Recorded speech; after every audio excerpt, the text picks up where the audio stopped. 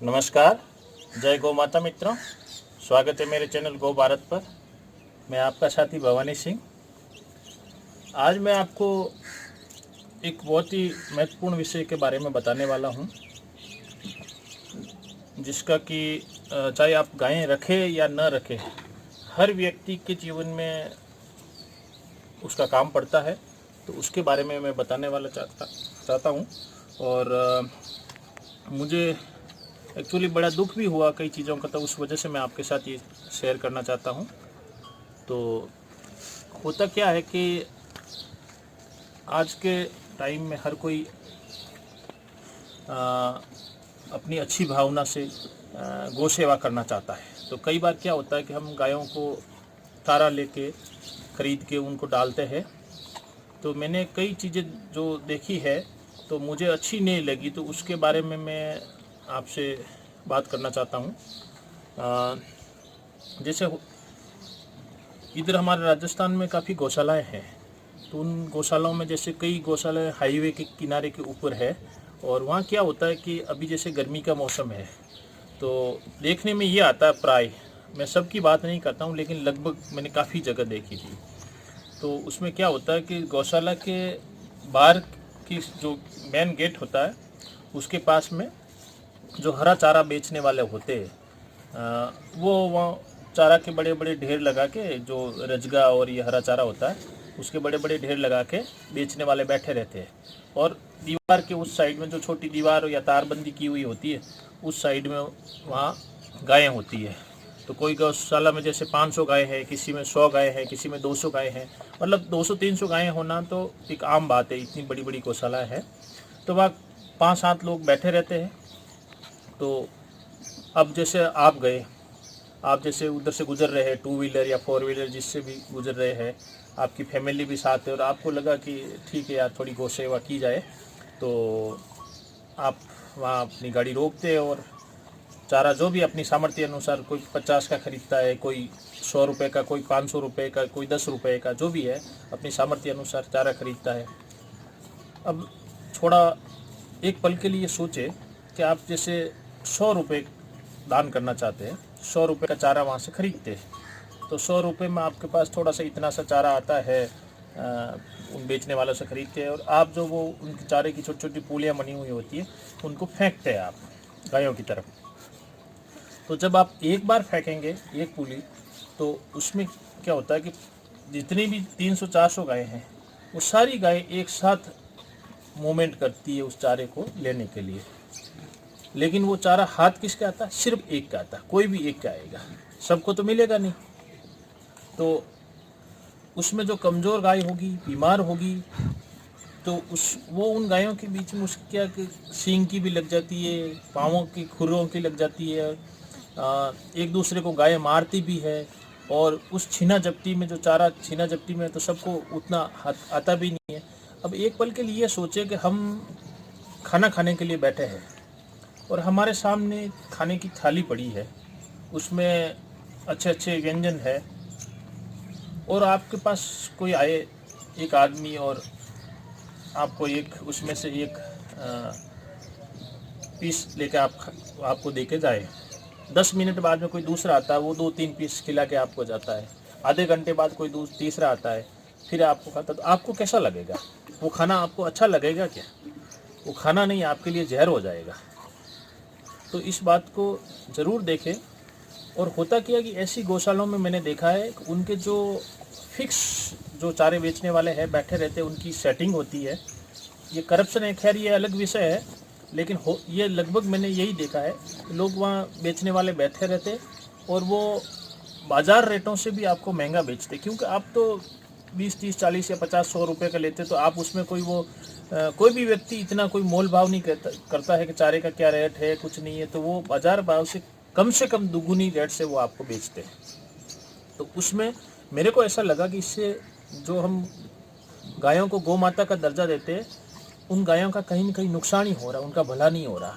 आप ठीक है, आप दान करने की भावना से होके आप उसको करते हैं, लेकिन हम उनका भला नहीं कर रहे। मेरे हिसाब से हमें दान उन गौशालाओं को देना चाहिए। पहले ये देखना चाहिए कि उन गौशाला में वास्तव में गौ सेवा हो रही कि नहीं है। क्योंकि जैसे हमारा खाने का एक टाइम टेबल निर्धारित है, वैसे के वैसे गायों का भी है। जब आप जैसे मेरी ये गाय पीछे देख रहे हैं, अभी लगभग 10 साढ़े 10 बज रहे हैं, तो गर्मी का मौसम है, तो ये सुबह आराम से चर के बैठ गई है, आराम से इधर छाया में बैठी है। और आप देख सकते हैं उधर, मैं आपको बताना चाहता हूँ, ये जो गायों के ये खुरली है, जो ठाण है, इनमें बिल्कुल कोई भी नहीं चल रही, सारी बैठी है। तो अभी ये धूप में आराम से बैठ गई, इनको चर के इनको मतलब तृप्ति हो गई, पानी आनी पी के आराम से बैठ गई, तो अब इनको एक संतुष्टि है। अब जब इनको हम चारा ऑलरेडी है ठान में पड़ा है, लेकिन अब इनकी खाने की इच्छा नहीं है, ये आराम से रेस्ट कर रही है। तो वैसे के वैसे जैसा हमारे इंसानों में है, वैसे के वैसे इनकी भी हम उनको समझे। तो अब ये जब हम वापस शाम को थोड़ा टेम्परेचर डाउन हो जाएगा और थोड़ा अच्छा हो जाएगा, उस समय जिनको भूख लगेगी तो ये वापस चढ़ने लग जाएगी। धूप में इनको भी तो चाहिए। अब देखिए, सोचिए ज़रा, जब 40 डिग्री के ऊपर टेम्परेचर जाता है और उस समय उस टेम्परेचर में गायें पूरे दिन धूप में खड़ी रहती है और उसमें थोड़ा बहुत कोई चारा डालता है, तो ये कैसा लगेगा? ये मेरे हिसाब से तो कहीं ये गौसेवा नहीं है और हम कहीं न कहीं अनजाने में पाप के भागी बन रहे हैं। तो ये ज़रूर ध्यान रखें, ऐसी गौशालाओं को कभी भी दान मत दें। हालांकि 20-30 रुपये, 50-100 रुपये कोई बड़ी बात नहीं होती है। हर कोई बंदा राह चलते हुए भी इतना दान कर देता है, लेकिन आपको ये पता होना चाहिए कि जो आप दान दे रहे हैं वो कम से कम सही जगह पे जाए, वो शुभ पात्र को जाए, कुपात्र को नहीं जाए। क्योंकि आपका दान का एक बड़ा हिस्सा वो लोग सिर्फ अपनी वो मतलब धंधा बना रखा है उन्होंने, तो वहाँ से मेरे हिसाब से उन गायों को चारा बिल्कुल नहीं खिलाना चाहिए। क्योंकि अगर जब आप खिलाना बंद करेंगे ना, तो एक समय ऐसा आएगा कि ये गायें वहाँ से जो धूप में खड़ी करना और ये चारा बेचने वाले और वहाँ से उनको उठना ही पड़ेगा। जब उनका धंधा ही नहीं रहेगा, ख़त्म हो जाएगा, तो उनको उठना ही पड़ेगा। तो फिर क्या होगा? जैसे कई गौशालाओं मैंने ये भी देखा है, वहाँ बहुत अच्छी व्यवस्था है। जैसे वो टाइम टू सुबह उन्होंने उनका टाइम टेबल निर्धारित कर रखा है, सुबह उनको चारा डालते हैं, आराम से कहीं चर के पानी पी के आपके बैठ जाती है, और शाम को जो भी उनका समय होता है उसके अनुसार चारा डालते हैं। और उसमें जो लोग जाते, किसी को दान करना होता है, कोई लोग जैसे ऐसा करते कि हमारे इधर गाँव में क्या होता है कि जैसे पैसे दान नहीं देते, कोई चारा देता तो चारे की ट्रॉली डलवा दी, तो वो गायों के काम आएगा। किसी को गुड़ देना है, किसी को जैसे अनाज की बोरी देनी है, तो वो आप दे, सीधा मैनेजमेंट को दे, तो वो लोग क्या कि उनकी उसकी व्यवस्था करते हैं।